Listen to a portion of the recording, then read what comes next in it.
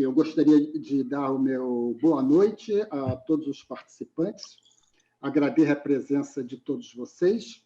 Eu me chamo Fernando Marques e atuo como coordenador pedagógico do curso de pós-graduação em Gestão de Negócios de Energia Elétrica da FIA.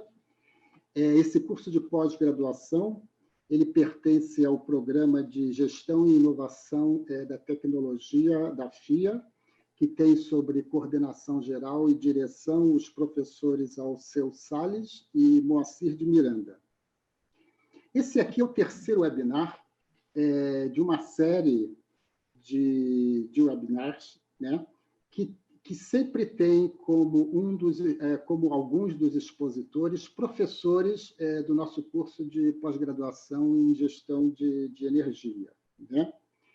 Para o evento de hoje, que é o lançamento do livro Energia Solar Fotovoltaica, um enfoque multidisciplinar, dos vários autores que participaram desse livro.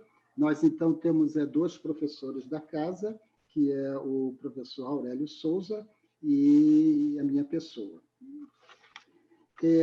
Bem, um pouco sobre a organização do nosso encontro.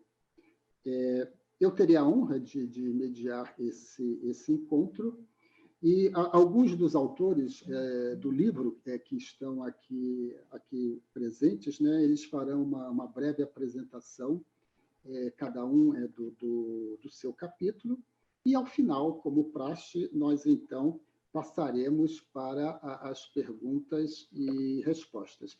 Eu peço aos participantes que, por favor, coloquem as suas perguntas no Q&A, ok?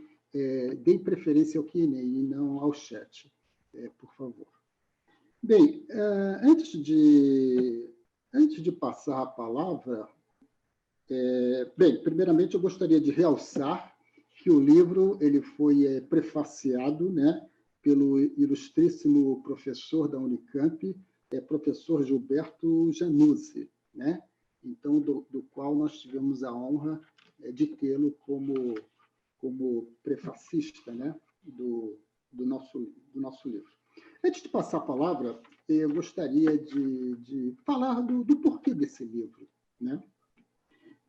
Bem, como nós sabemos, né, o tema energia, em especial as energias renováveis, né, como a energia solar, né, os negócios, né, com as energias renováveis avançam de uma maneira exponencial, né, e, consequentemente, geram renda, geram empregos e atraem profissionais de diversas áreas, né?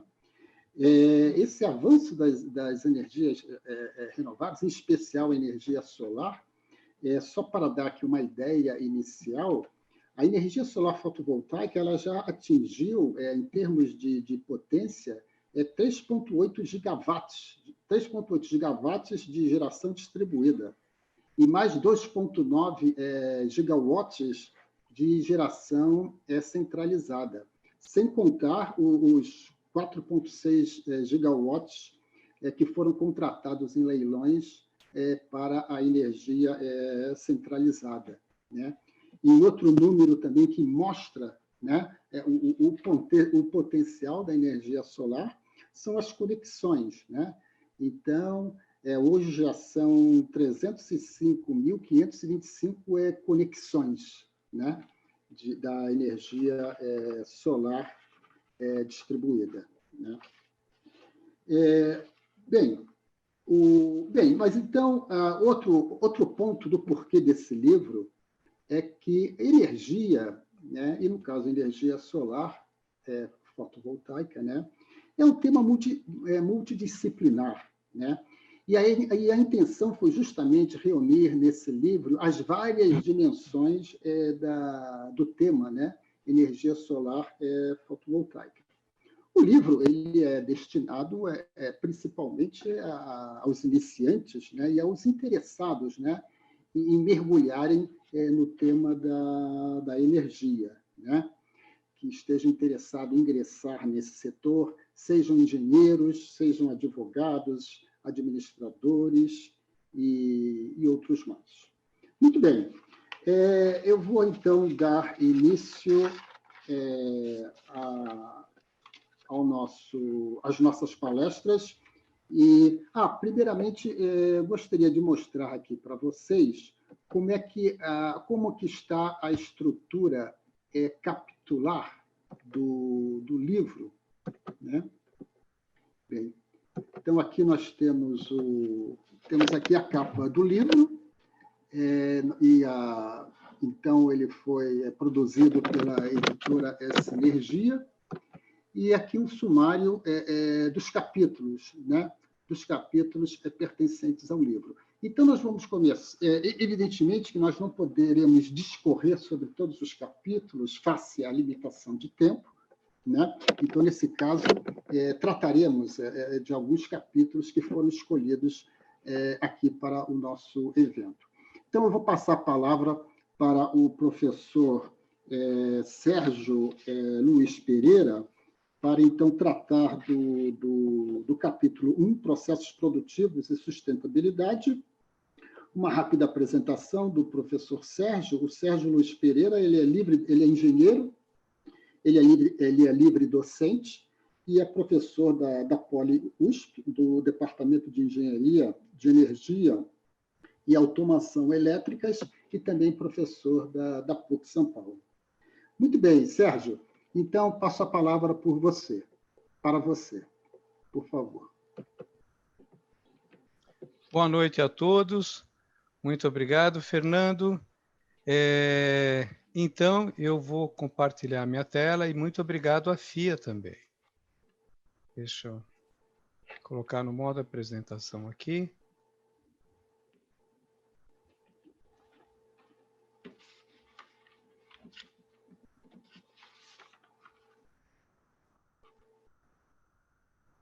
Como o professor Fernando já disse, eu vou falar sobre o primeiro capítulo do livro e também da importância e da urgente necessidade da descarbonização da nossa economia, da economia mundial.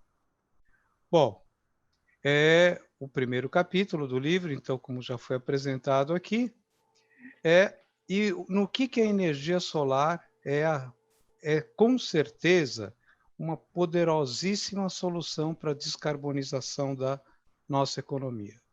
Primeiramente, vamos entender, eu não vou me adentrar muito tempo, mas vamos entender essa transparência e o conceito de processo produtivo. Processo produtivo é todo o conjunto da infraestrutura sistêmica de hardware, software e, entre aspas, do humanware, para executar, produzir um determinado produto ou um determinado serviço. Todo processo produtivo ele ocorre dentro de um setor da atividade econômica que, consequentemente, está inserido na sociedade humana e que, consequentemente, está inserida no meio ambiente. Perfeito? Bom, os processos produtivos produzem produtos ou serviços ou pacote de valor, que são os produtos encapsulados de serviços, infelizmente produzem sucate e lixo, e são alimentados por 6 macro-variáveis, que no livro nós tratamos de todas elas, mas aqui eu vou ficar apenas na macro-variável energia, que é o insumo básico de qualquer processo produtivo. Eu não faço cocção, eu não faço transporte de pessoas, eu não faço iluminação, eu não faço climatização sem energia. E essa energia, toda essa energia vem do meio ambiente, e a utilização, a extração dessa energia e a utilização dessa energia, como de todas as outras macro-variáveis, acaba gerando impactos no meio ambiente. Tá bom, vamos ficar só num tipo de impacto, mas antes de mais nada, vamos ver o crescimento exponencial do consumo per capita do ser humano de energia e também o crescimento exponencial da população. Há 1 milhão de anos, nas savanas africanas, antes do domínio do fogo, ou no início dele, o ser humano praticamente só impactava o meio ambiente com a energia necessária para a sua subsistência. aproximadamente 2.000 quilocalorias por dia. E daí nós vamos vendo, ao passar do ser humano, o quanto que o homem tecnológico atualmente não impacta o meio ambiente. Multipliquemos isso por mais de 7 bilhões de pessoas. Bom, atualmente, por que nós falamos que a economia mundial é carbono intensiva, ou até muito carbono intensiva? É só nós olharmos aqui na matriz. E a composição de combustíveis fósseis totaliza praticamente 80% de todo o conjunto. Extremamente impactante, não tão impactante, mas impactante também. Bom, e o que isso reflete? Se nós olharmos ao longo dos últimos 500 mil anos e analisando a variação da concentração de gases de efeito estufa e a variação quase que espelhada da temperatura média do planeta, nós vemos uma extrema correlação, e ciclos que se repetem a cada 70 mil anos. Observemos que a máxima concentração observada ao longo de 500 mil anos de história foi da ordem de 300 partes por milhão. E se nós olharmos a partir da primeira Revolução Industrial, 1776, quando nós começamos a emitir muito mais CO2 na atmosfera, o crescimento vertiginoso da concentração de CO2, em 2014 nós atingimos, e infelizmente, superamos a marca de 400 partes por milhão, e a continuarmos nesse ritmo, em 2050 estaremos atingindo a marca de 600 partes por milhão. Ou seja, o dobro do que observado nos últimos 500 mil anos da história do planeta Terra. E isso, com certeza, está gerando e gerará muitos impactos. Quando se fala, então, em descarbonização da economia, significa alterar essa matriz cada vez mais com elementos com insumos que não venham à base de combustíveis fósseis, combustíveis baseados que emitam CO2. Pois bem, no nosso planeta Terra, ou em qualquer lugar, nós podemos definir como fontes primárias de energias, tanto as renováveis como as não renováveis. Necessitamos de tecnologia de extração e de conversão para uma forma secundária de energia, e depois tecnologia para conversão para o uso final. O nosso livro trata justamente da energia da fonte primária, renovável, energia solar, infinita na nossa escala de tempo, e o livro trata da extração e da tecnologia da conversão da energia solar na forma fotovoltaica em eletricidade. E isso, com certeza, pode ser a grande solução para a necessária descarbonização da economia.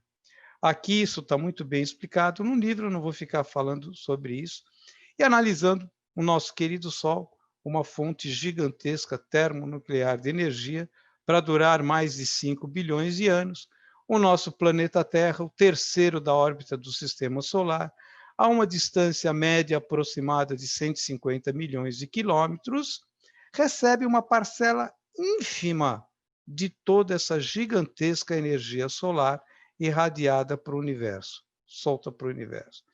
O que o planeta Terra recebe é muito pouco, mas esse muito pouco já é gigantesco, porque quando nós olhamos ao nível do mar, em torno da faixa do Equador, num dia de condição atmosférica ótima, sem nuvens, a potência recebida por metro quadrado é da ordem de 1 kW.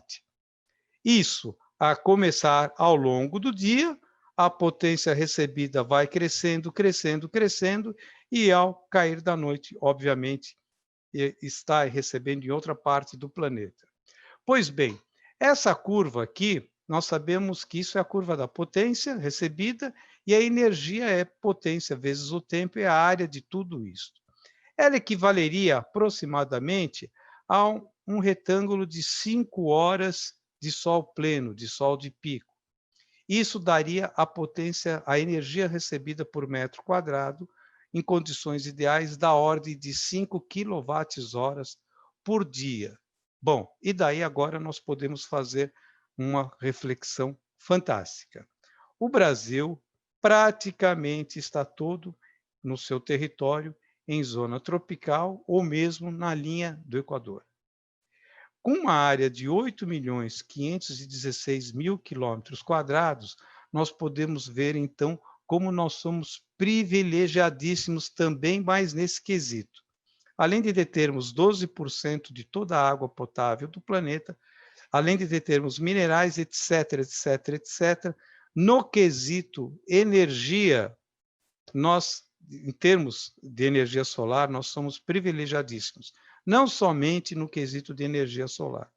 Então, para respeitar o tempo, aqui, que nós temos um tempo muito restrito, eu paro a minha apresentação por aqui, dizendo que, com certeza, nós estamos no caminho para realmente descarbonizar a nossa economia e a economia mundial, se nós começarmos a investirmos cada vez mais nessa captação de energia limpa e fantástica. Aproveito também o momento para me despedir de vocês. Infelizmente, eu não posso continuar, porque todas as terças-feiras às noites, às 7h20 em ponto, eu começo ministrando aula na Pontifícia Universidade Católica, na FEA. Então, agradeço muito, desejo um excelente evento para todos vocês e muito obrigado, Fernando.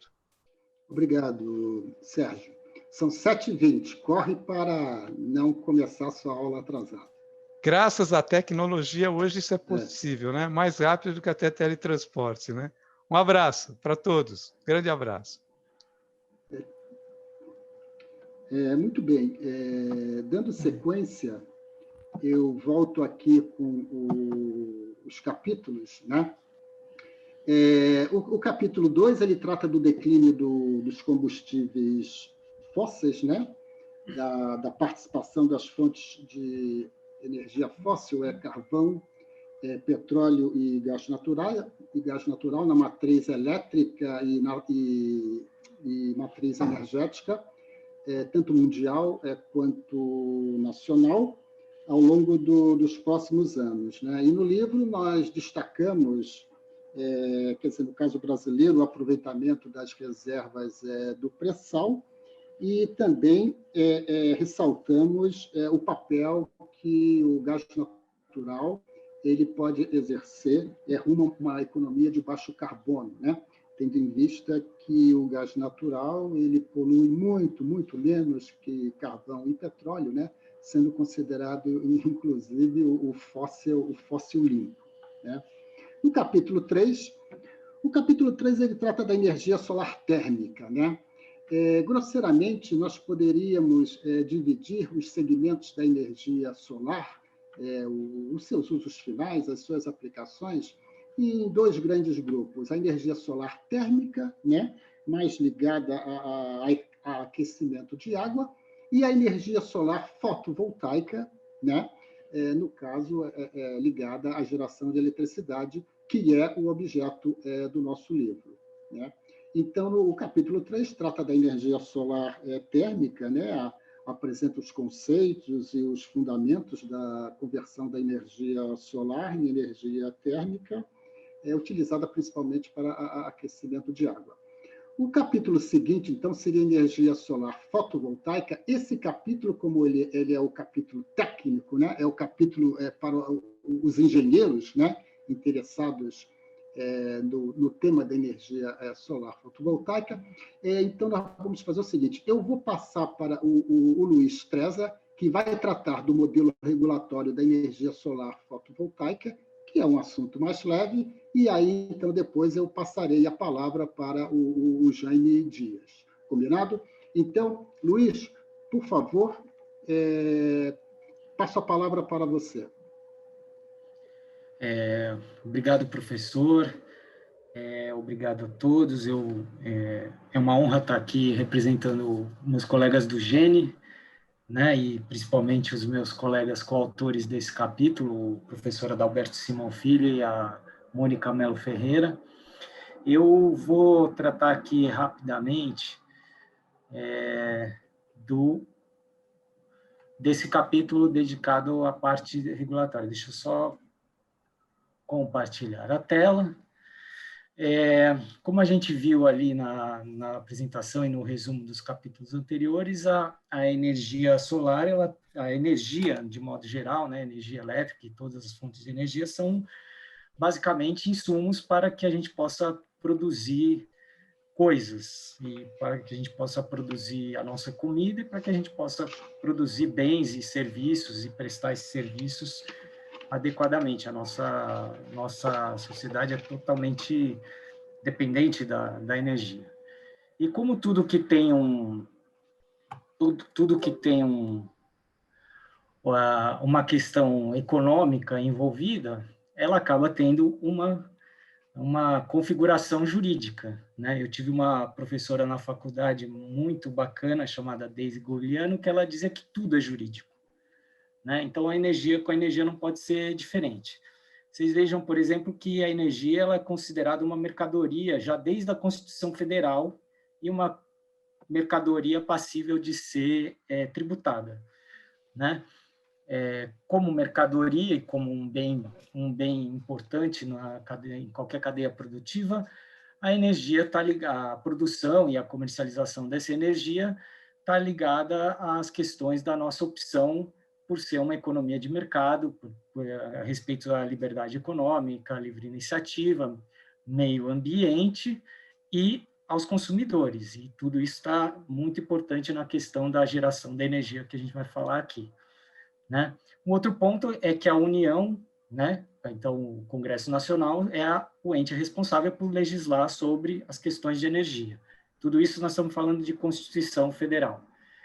E, por último, mas não menos importante, como já foi dito no capítulo do professor Sérgio aqui, toda essa geração de energia e consumo dessa energia, ela tem impactos ambientais. Então, a questão do meio ambiente, que também é um direito garantido na Constituição, também é uma questão relevante quando você vai falar da regulação de todas essas relações que implicam desde a produção até a transmissão e a distribuição e o consumo da energia, e no caso da energia solar fotovoltaica não vai ser diferente.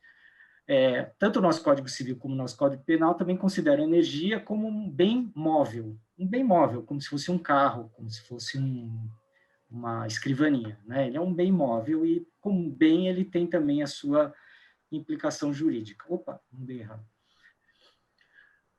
E aí nós temos a Lei 9478, que trata da política energética nacional. Eu mencionei essa lei somente porque ela é o quadro geral da questão da energia, né? Então, toda a política, todas as normas ligadas à produção, consumo e transmissão, enfim, de energia, tem que olhar para essas questões, aproveitamento racional dessas fontes de energia, né? Você ter o melhor uso do sistema de consumo e produção de energia possível, da forma mais eficiente,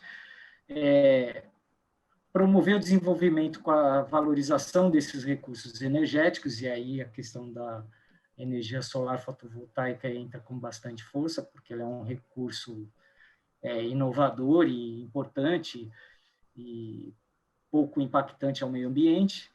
Identificar as soluções mais adequadas para o suprimento de energia elétrica nas diversas regiões do país, que é uma das obrigações de quem está no setor elétrico, é atender 100% da demanda de energia. Nós vamos ver mais para frente isso um pouco.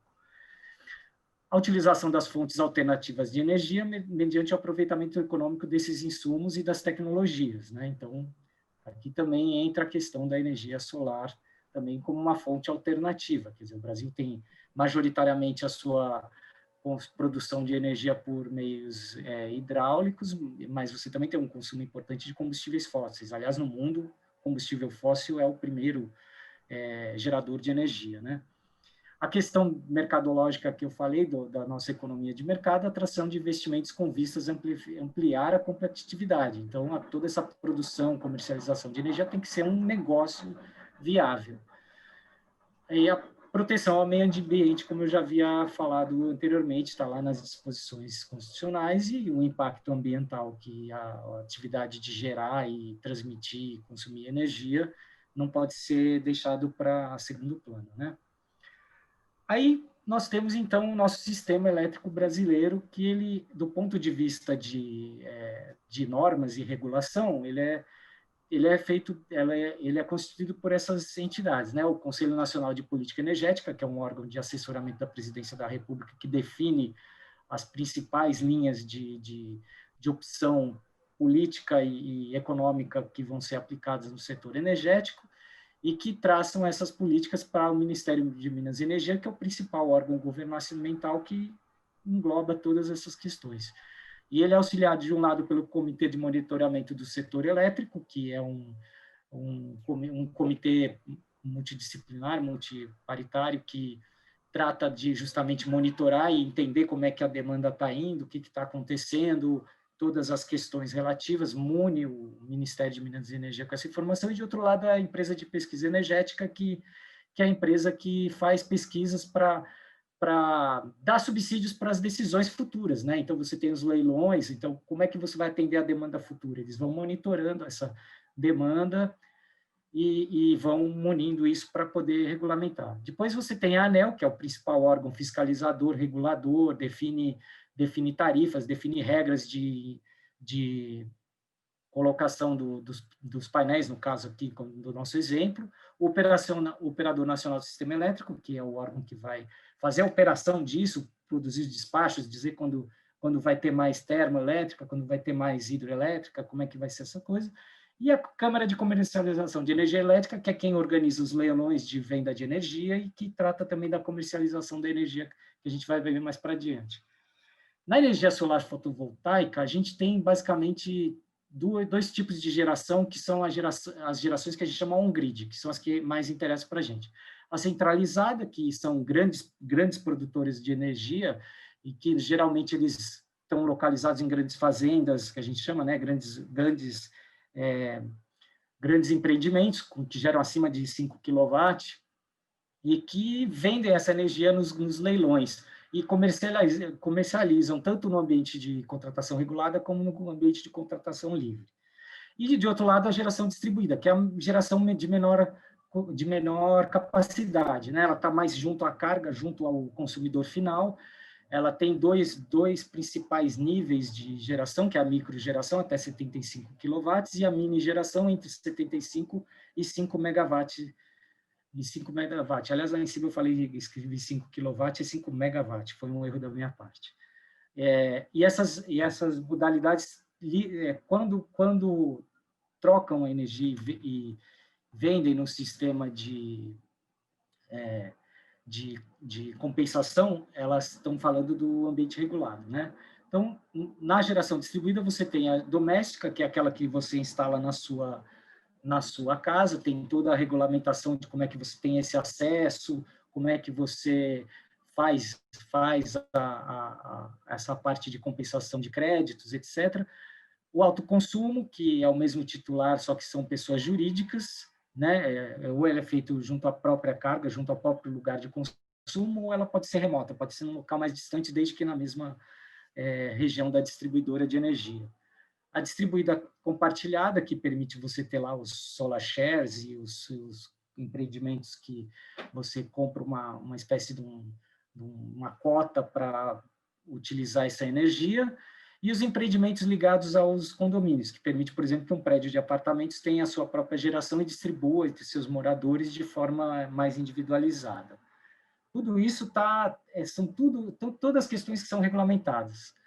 Aqui a gente tem um esquema sobre a compensação de energia, porque enquanto o que acontece? Você instala o painel junto à rede distribuidora, de noite que o painel não produz, você está consumindo da rede, portanto você está pagando. Mas durante o dia, se você consome menos do que você produz, o que você dá de excedente de produção, você injeta na rede para outros consumidores utilizarem, e isso gera crédito para quem tem o painel, para quem está produzindo. Tudo isso que a gente está falando é objeto de regulamentação.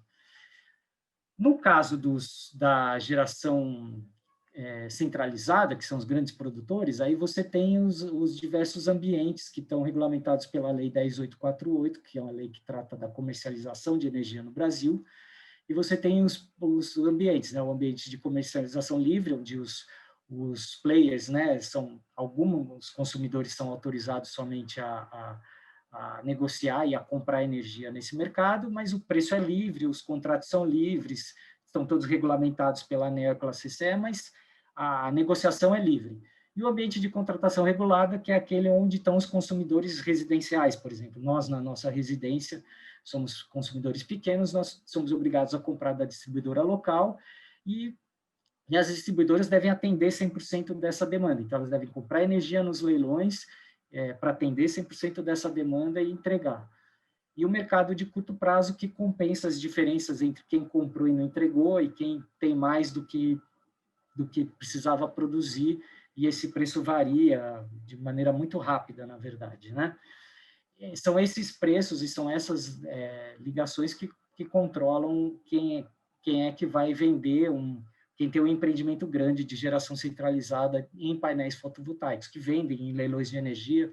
Os leilões a gente trata no livro também, mas eu não vou falar aqui, até meu tempo já está esgotado, né? Mas isso é um ambiente geral, quer dizer, tudo é regulado, tudo tem a sua norma, então quem vai fazer um empreendimento ou quem vai instalar um painel na sua casa precisa atentar para isso, consultar a ANEEL, consultar, sei lá, os especialistas, mas tem que lembrar que tem todo um arcabouço jurídico por trás que sempre é importante em qualquer atividade humana, na geração de energia principalmente. Eu agradeço a todos, obrigado, e eu passo a palavra agora para o Jaime de la Cruz, que vai tratar do capítulo principal e técnico aqui do nosso livro. Obrigado, gente.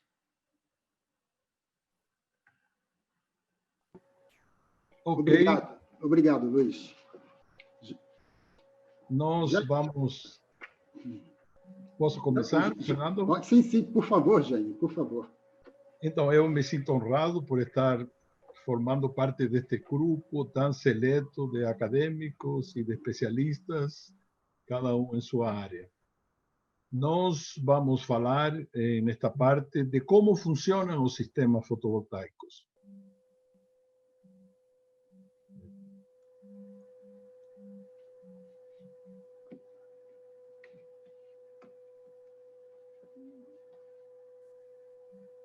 Muito bem. Aspectos técnicos da energia fotovoltaica. Como funcionam os sistemas fotovoltaicos?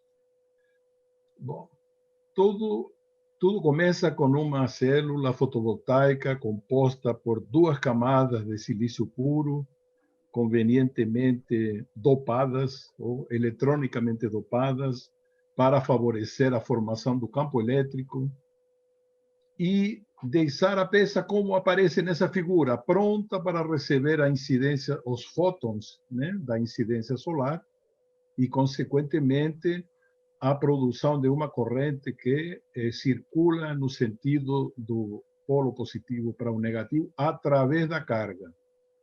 Isso é a base, né, de funcionamento de uma célula fotovoltaica. Aqui aparece uma célula que é utilizada para formar conjuntos de células em série e, posteriormente, interligadas em paralelo. Aqui aparece um desenho onde aparece esse filamento metálico superficial que liga a face exposta ao sol, negativa, com a parte posterior de cada célula, fazendo uma conexão em série. Então, os módulos são formados por conexões em série. Elas produzem em torno de 32 mA por centímetro quadrado, e as mais comuns são de silício monocristalino, policristalino, de filme fino, etc. Aqui nós temos uma foto de módulos fotovoltaicos, telhado de uma instalação, pode ser uma residência, um local comercial, uma instalação agropecuária, lá onde for necessário gerar energia fotovoltaica, eu posso instalar painéis, como aparecem aqui, ligados, né, ligados em série e, posteriormente, conectados em paralelo, com o qual eu consigo duplicar a potência de meu conjunto. Os modelos de módulos são compostos por 30, 54, 60 ou 72 células, 8 amperes, né? Geram até 8 amperes, até 400 watts de pico em alguns modelos.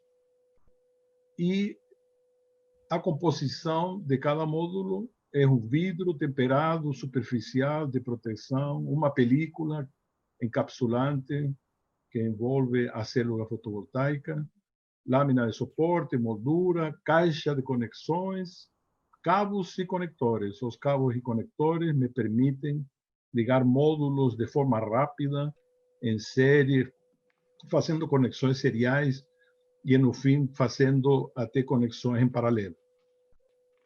Aqui nós temos um modelo elétrico genérico de um módulo. Nós vemos aqui células em série, 2 fileiras de células em série, somam suas tensões e somam os conjuntos em paralelo, pois somam as correntes. E 1 mais I2 seria I total. Nós temos, normalmente, vemos nesse diagrama diodos de bypass destinados a preservar células que fiquem sombreadas ou que fiquem com acúmulo de sujeira, para evitar que a corrente esquente essas células danificadas, que acabarão sendo danificadas, até danificar um módulo inteiro. E com a ajuda do bypass, de um diodo de bypass, eu consigo desviar a corrente, evitando o aquecimento provocado por essas anomalias, diríamos, né, de sujeira ou de sombreamento, podem ser folhas vegetais. Aqui temos um diodo de bloqueio que eu utilizo para impedir a contracorrente ou contratensão vinda das baterias quando o meu sistema não está produzindo, evitando com isso que minhas baterias descarreguem sobre os módulos.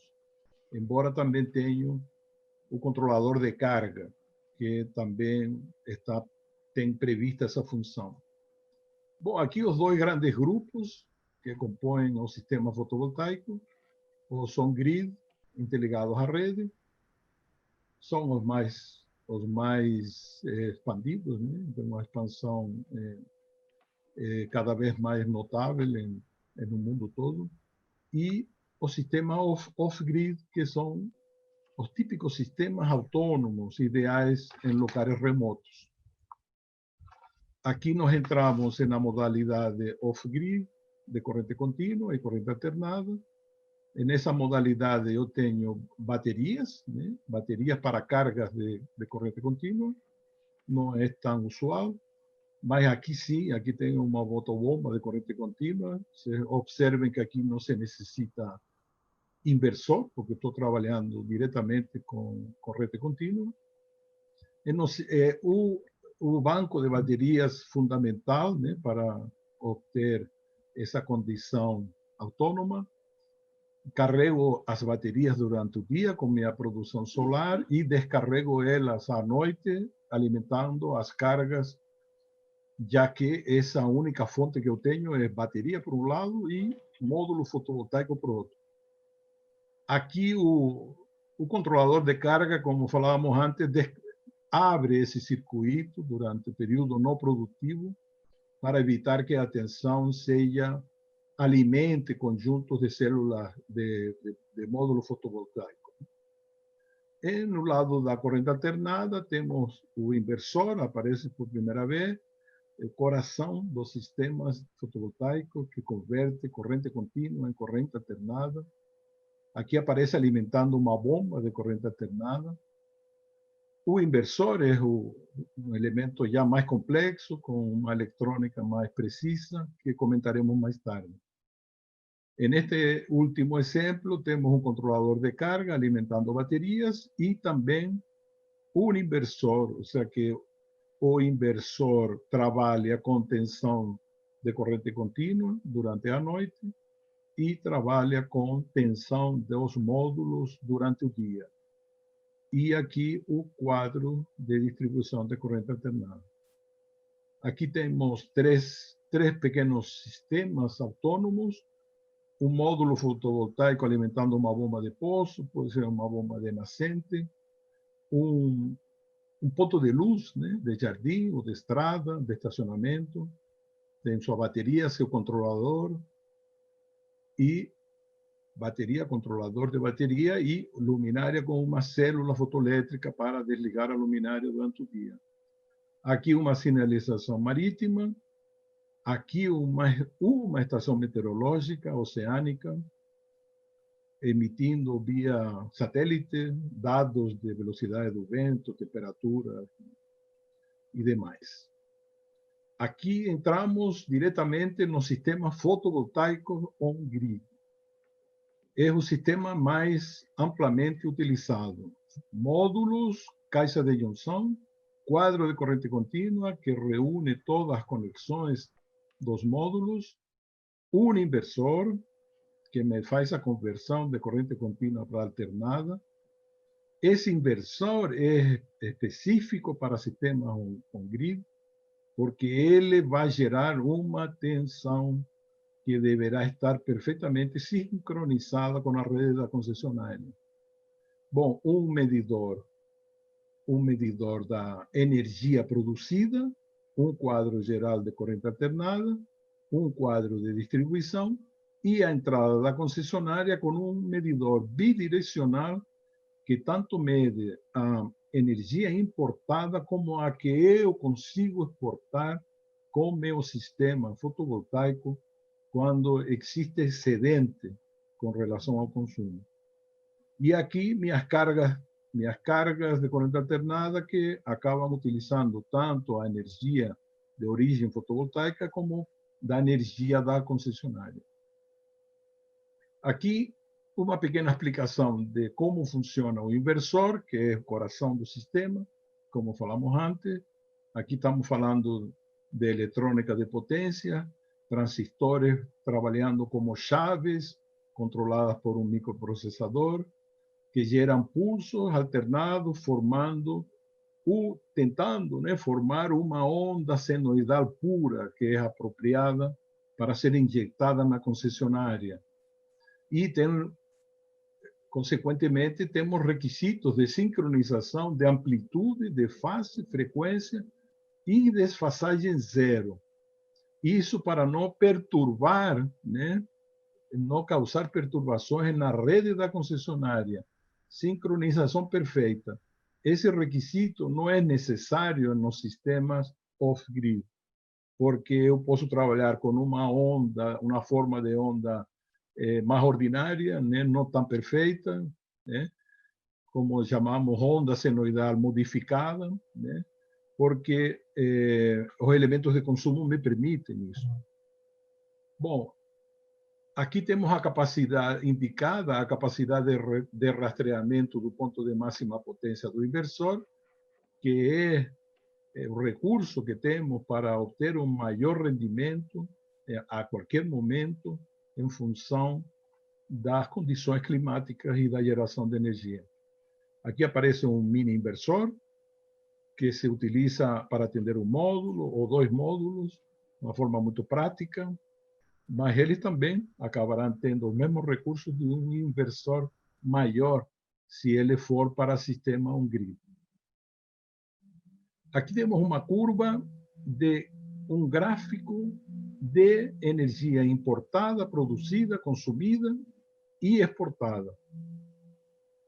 Tudo o que está em amarelo seria meu consumo. Se eu estivesse durante o período da noite, não teria esse fundo azul, porque essa curva representa a minha produção fotovoltaica. É uma curva ideal. Ela é mais parecida, seria esta curva que foi utilizada pelo professor Sérgio em sua apresentação, onde nós vemos que o ponto alto, né, dessa curva é serrilhado, né, refletindo pois, as condições meteorológicas minuto a minuto, certo?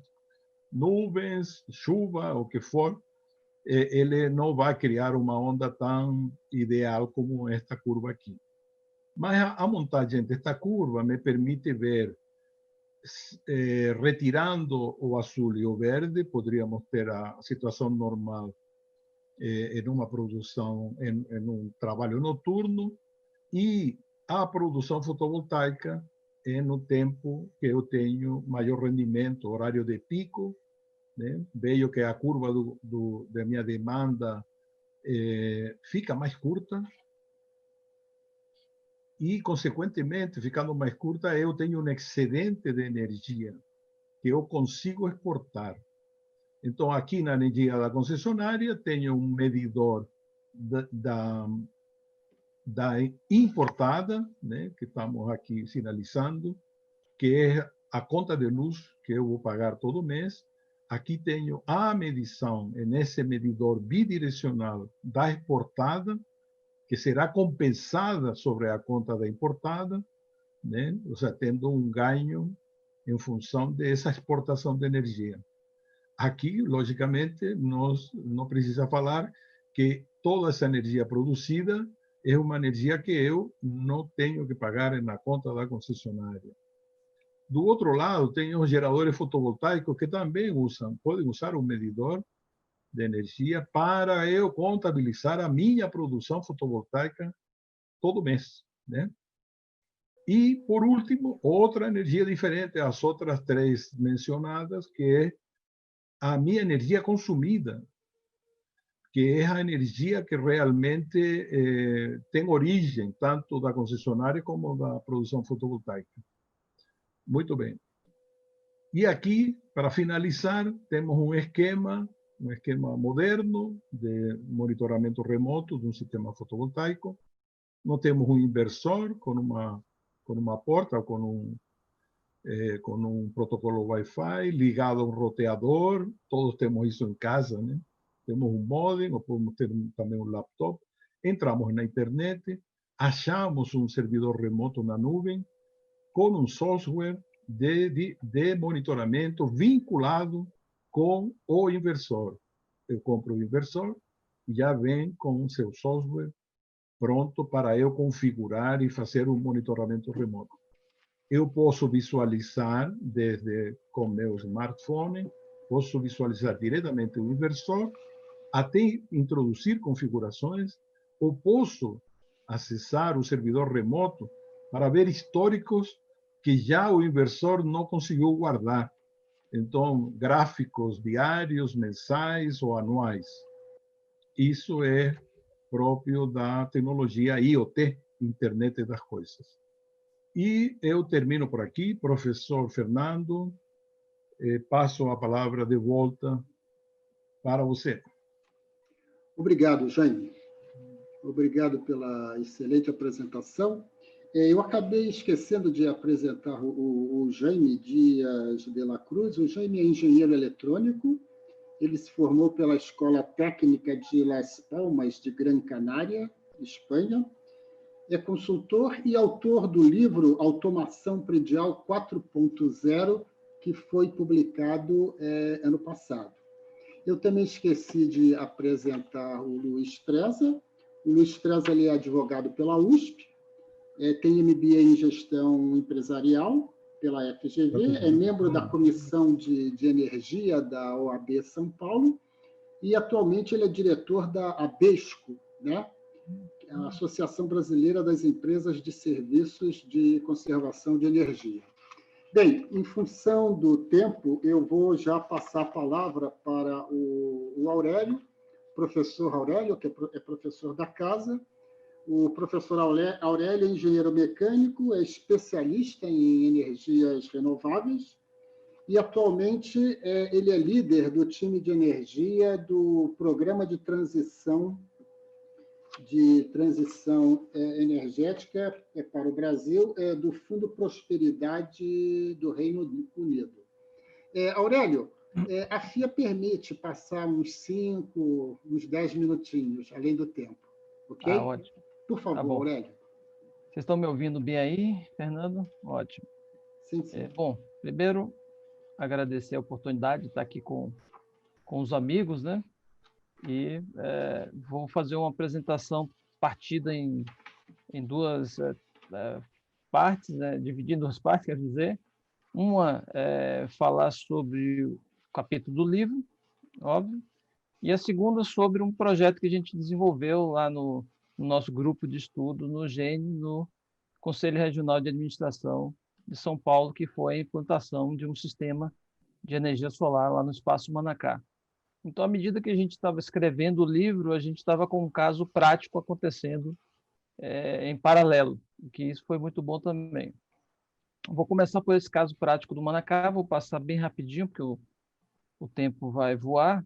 Essa é uma vista da rua, lá do Espaço Manacá, o telhado onde estão instalados os sistemas, vou mostrar algumas fotos, mas o que motivou esse projeto lá no início foi a questão da sustentabilidade, a redução da conta de energia também, dar exemplo para demais conselhos e administradores, né, que frequentam a casa e participam, e também fazer capacitação e treinamento e aprendizado. Tudo começou com um projeto básico, foi desenvolvido um estudo preliminar, se fez um edital público, houve um detalhamento do projeto, uma contratação e aí se fez a instalação. Esse era o espaço que tinha disponível na época, então a gente fez esse projeto básico, fez as orientações, desenhou, calculou, e uma empresa veio, participou da licitação, ganhou o edital e instalou o sistema. Esse sistema está funcionando desde final do ano passado, basicamente. Tem instalações sobre telhado cerâmico, telhado metálico, como é o caso aqui, e ele é composto daqueles módulos fotovoltaicos, forma aquele painel de 20 kW mais ou menos, e 2 inversores, exatamente como o Jaime acabou de explicar, inversores conectados à rede, que possuem uma entrada aqui à esquerda, que vem do painel solar, e uma saída à direita aqui, que conecta com a rede do CRA e do Espaço Manacá, e quando há excedente, isso vai para a rede da Enel na rua. Um típico dia de produção, o Jaime mostrou uma curva ideal, né? E esse é uma curva real que ocorreu no dia 11 de outubro, recente aqui, 10 dias atrás, e foi um dia de bastante sol. Mas nem só de sol a gente vive aqui em São Paulo, eu vou mostrar isso. Como o sistema também é dividido em 2 inversores, você vê que a curva da direita, né, de cinza, ela é a somatória, né, da energia produzida nos 2 inversores. Então, eu tenho um inversor de 12 kW, que gera uma quantidade de energia, que transforma uma quantidade de energia, eu tenho um painel associado a isso, e a mesma coisa acontece com o inversor de 8 kW. E no final você tem uma curva resultante, que é essa curva da direita, que mostra como foi aquele dia de sol. Mas olha, cada inversor desse tem uma saída. Existe um componente, uma função de ponto de rastreador de potência máxima, que o professor Sérgio até mencionou, e eu acho que o Jaime também. Cada inversor desse tem 2 entradas, então você vê que é complexo a forma, a onda e a quantidade de energia que entra em cada inversor. Eu tenho aqui 4 curvas totalmente diferentes, porque estão para orientações diferentes, uma está num telhado, outra está no outro, outra está numa inclinação, outra na outra, mas eu mostro aqui as 2 de cima, as 2 maiores do inversor de 12 kW, um de um lado do telhado, outro do outro, e embaixo as 2 curvas de 8 kW do inversor que está associado àquele painel. Mas veja que a curva resultante é a mesma, porque a gente está falando dos mesmos equipamentos, óbvio. Mas só para mostrar a complexidade, a quantidade de informação que é gerada, isso é objeto de estudo, objeto de pesquisa, tem muito mais detalhe que se pode extrair dos inversores, e fator de potência, as coisas todas, mas não vou entrar no detalhe agora. Mas, como eu disse, nem só de chuva, ou de sol, perdão, temos aqui em São Paulo. Veja um dia típico em que houve um corte de energia. Faltou energia da rede.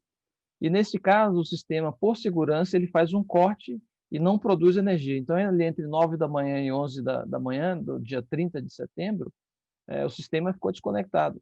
E isso é um item de segurança para que não haja uma injeção de energia quando, por exemplo, pode não ter sido uma falta de energia acidental, mas sim uma falta de energia programada, e alguém estava em cima de um poste fazendo uma manutenção, vai que um sistema solar injeta energia e você pode criar um acidente aí. Do lado da direita, você vê um dia com bastante nuvem, né? Muita oscilação da radiação, entra, sai nuvem, e você vê como se comporta o sistema solar. E também tem um dia em que você tem um sol pleno durante a manhã, você vê a curva à esquerda aqui, que ele tem uma ascendente constante, e à tarde, que é bem típico em São Paulo, né? Faz sol de manhã, chove à tarde, você vê que à tarde também várias entradas de nuvem. Já no dia 9 de outubro, o que vemos? Um dia de muita chuva. Você teve o sol logo de manhã, às 8 horas, 8, 9 horas da manhã, de repente, como a gente diz aqui em São Paulo, o mundo desabou. E foi exatamente isso que aconteceu. Aí, às 11 horas, fez um pouquinho de sol de novo, choveu de novo, 1 hora da tarde, um pouquinho mais de sol, mas essa é uma curva típica de um dia bastante nublado, com o sol entrando e saindo. Bom, ao longo do ano, o sistema se comportou dessa forma, sendo que a cor magenta, o rosa, né, escuro, é o inversor de 12 kW, e o lilás em cima, o roxo, é de 8 kW. Então, você vê que eles se complementam, e esse sistema já gerou algo como 10 megawatt-hora ao longo desses meses, desse ano, inclusive, né, de janeiro a outubro desse ano. Aqui, próximo slide. Bom, mas o objetivo final era também reduzir a conta de energia. Então, a conta de energia do mês de junho de 2020, se eu voltar aqui e a gente olhar a curva, junho não é nem o melhor mês de insolação, é um mês de inverno, e apesar de ter sol, tem as inclinações solares também, mas o que aconteceu nessa conta foi que a gente teve um desconto de mais ou menos R$800 aí, e se você prestar atenção aqui, ó, o sistema solar gerou 1.420 kWh e o espaço Manacá consumiu 1.500 kW. Quase, praticamente, eu atendi 100% do consumo, e aí você vê aqui as reduções da conta de energia, de R$368, R$443, mais ou menos. Eu corri para passar por essa etapa, porque é a etapa que fala desse projeto, e agora eu vou entrar na parte do livro em si. Eu fiquei com um capítulo específico, colaborei em vários outros, mas assim, o que é que a gente está olhando para frente, né? Qual é o futuro da energia solar e essa fotossíntese eletrônica, né? Que a gente se espelha na folha ao produzir energia para a planta. Então, assim, nos últimos anos, assim, as duas principais tecnologias que dominaram as inovações da energia solar foram os módulos fotovoltaicos, sem dúvida, que são o carro-chefe, digamos assim, da geração de energia, mas se também teve a concentração solar, tanto térmica quanto fotovoltaica. Obviamente, a térmica é muito mais conhecida, é muito mais viável e está muito mais, digamos, comercialmente falando, muito mais viável no momento. A concentração do sistema fotovoltaico ainda enfrenta algumas barreiras de resistência dos materiais, de resfriamento da célula, mas não deixa de ser algo que está sendo bastante estudado. E, obviamente, grandes avanços na área de armazenamento de energia, é inegável que uma tecnologia que está chegando aí para ocupar um espaço, sem sombra de dúvida. A tecnologia solar vestível também, né, para vestimentas, para esse termo do inglês wearables. Também se tem melhorias na eficiência de conversão das células, né? E o design que vai surgindo com as novas aplicações. Esse gráfico pode assustar, não vou entrar no detalhe desse gráfico, mas só estou mostrando que existe uma corrida global para quem encontra as células fotovoltaicas mais, quem desenvolve, né, as mais eficientes. Se você prestar atenção nessa curva, lá em cima no topo você tem o NREL, que significa National Renewable Energy Laboratory nos Estados Unidos. Eles hoje têm um recorde ali de 47% de eficiência.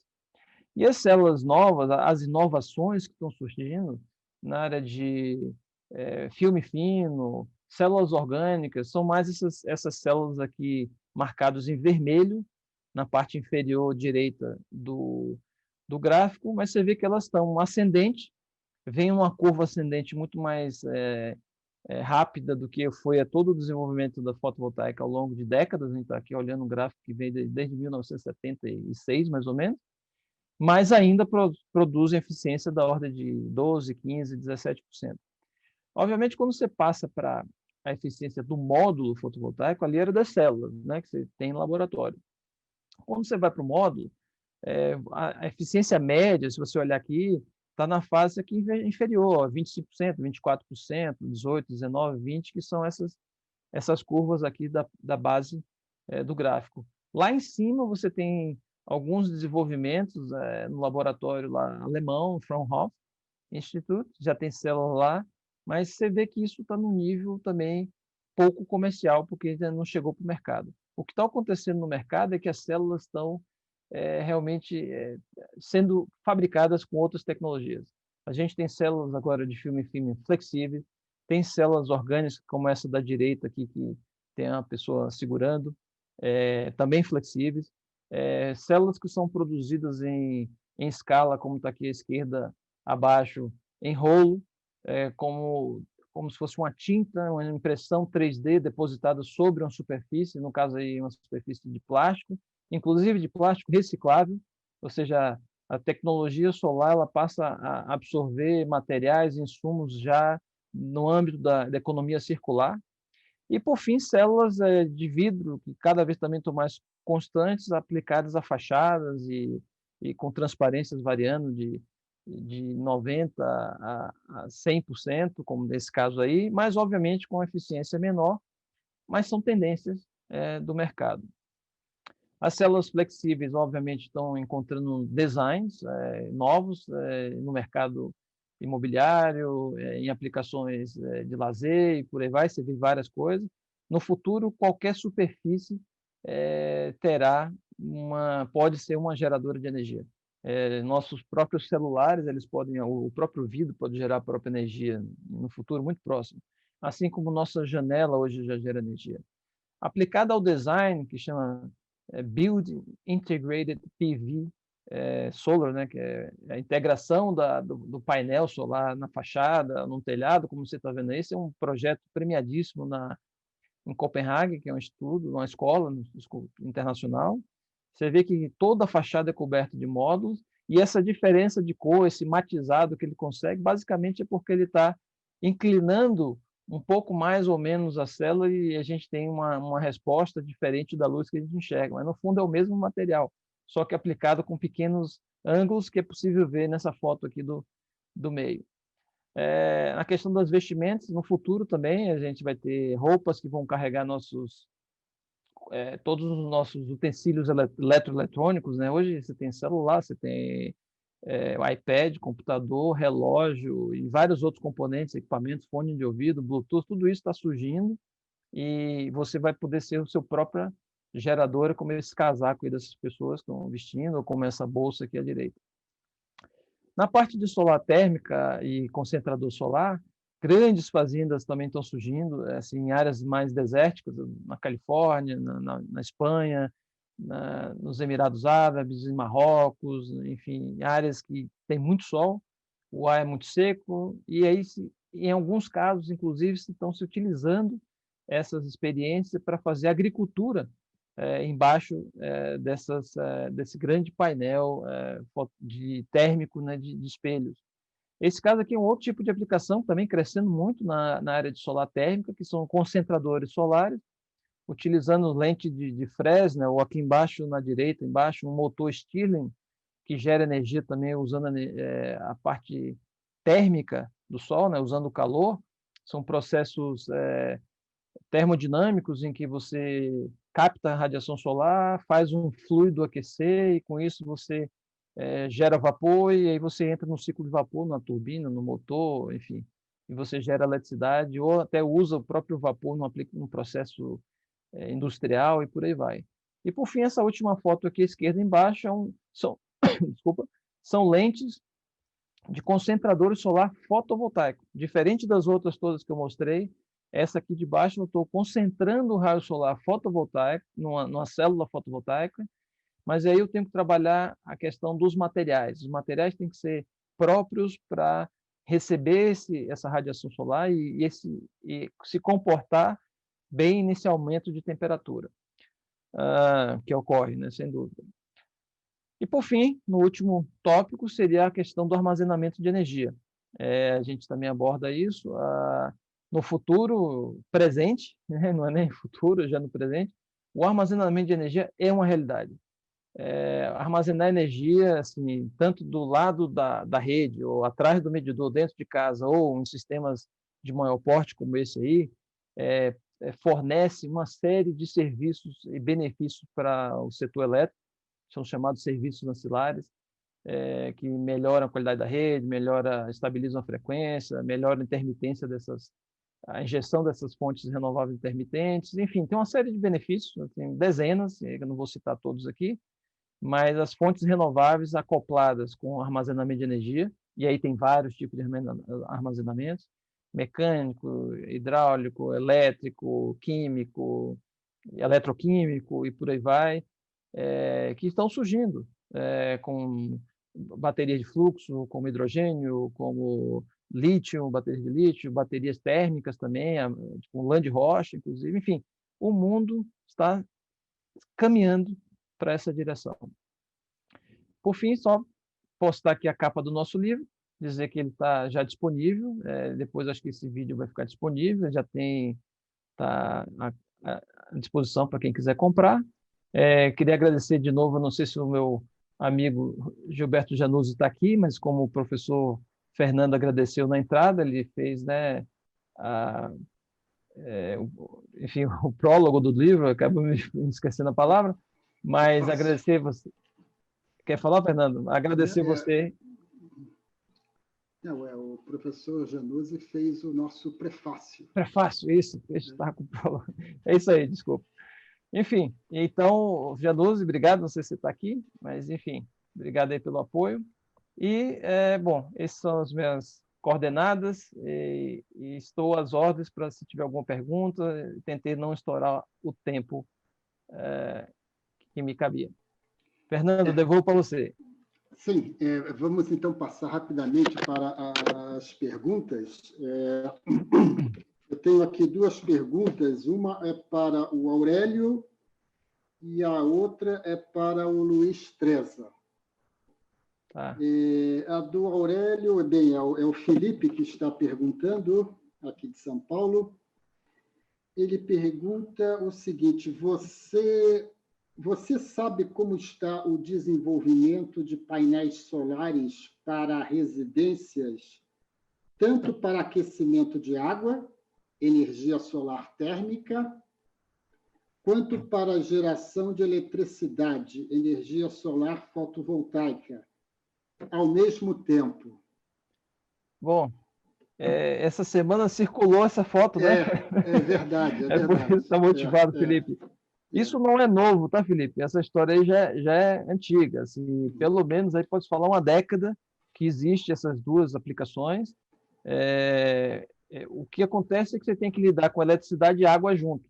Então, você tem que ter tanto o engenheiro eletricista, que faz a parte elétrica, como o engenheiro civil e mecânico, que faz a parte hidráulica, e isso não pode ter vazamento, porque você está com tensões ali de 600, 700, 400 volts, corrente contínua, e você não quer incendiar a sua casa por conta disso. Então, assim, a gente precisa muito trabalhar a qualidade das instalações, assim, capacitar pessoas que possam realmente fazer esse tipo de instalação. A tecnologia existe, realmente é uma forma, inclusive, de aumentar a eficiência do módulo fotovoltaico, que você refrigera ele, roubando calor, e essa tecnologia foi testada bastante na Itália, e parece que está voltando agora, né, com a possibilidade de reinstalar, mas atenção na qualidade da instalação.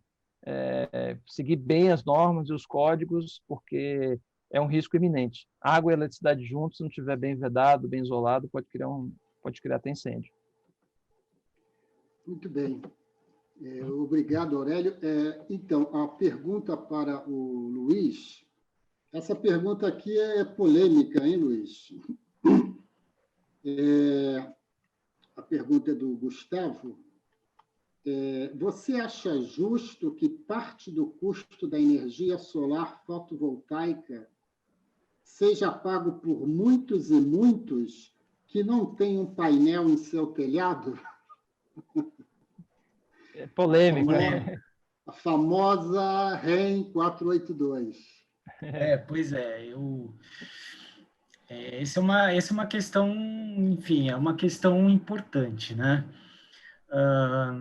De um lado, você tem a questão de que se trata de um incentivo que tem sido importante até o momento para a disseminação e principalmente para os primeiros negócios de instalação de energia solar. A gente tem que lembrar que, de um lado, a instalação, principalmente dos painéis fotovoltaicos de geração distribuída, que são aquelas painéis mais colocados mais próximos à zona de consumo, né? O que você instala na sua casa, o que instala em condomínios, de zona contígua de condomínio, etc., ele traz algum benefício para o sistema como um todo, traz alguns benefícios para o sistema como um todo. Então, diminui o custo de transmissão, diminui as perdas com a transmissão da energia que é gerada em usinas que estão mais distantes dos centros de consumo, etc. Então, assim, tem um lado em que o subsídio pode ser uma política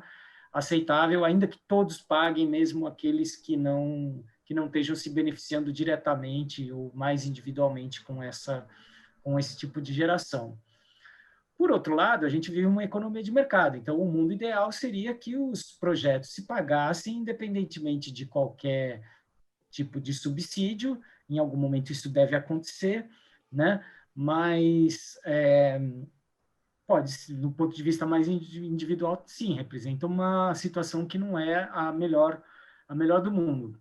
A ANEEL está ainda levando em discussão justamente essa questão de quem instala o painel na geração distribuída, o que deve contribuir para o sistema. Então, tem todo o custo de integração dessa energia ao sistema de distribuição para fazer aquela, inclusive que faz essa troca de energia, né, que eu mencionei ainda aqui rapidamente, que é a compensação, o net metering.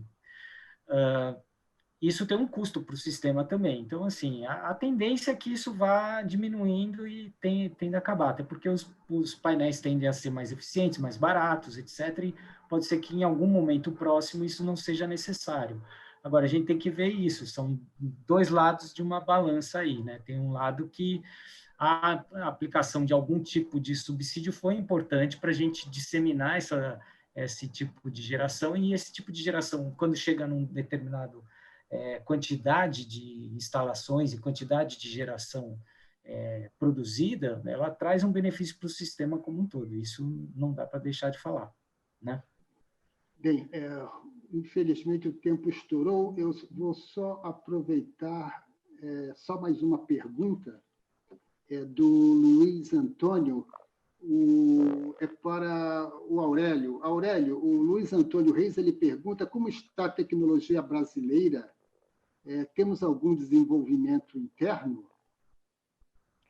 Olha, tecnologia, a gente teve tecnologia brasileira, 100% brasileira, na década de 80.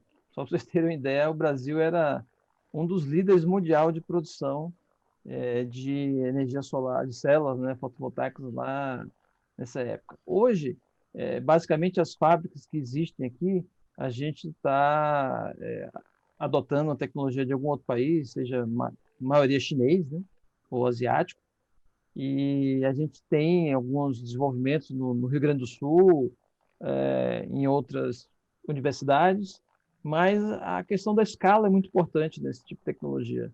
E a escala está hoje no Sudeste Asiático, é China, é Coreia, é Singapura, aquela região de lá. Então a gente não compete, nós não temos um equipamento competitivo em termos de custo.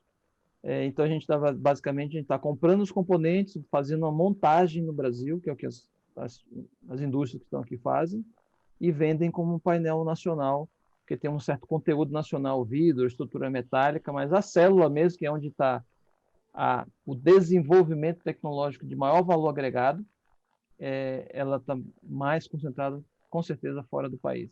A gente está patinando um pouco nisso aí. Obrigado, Aurélio.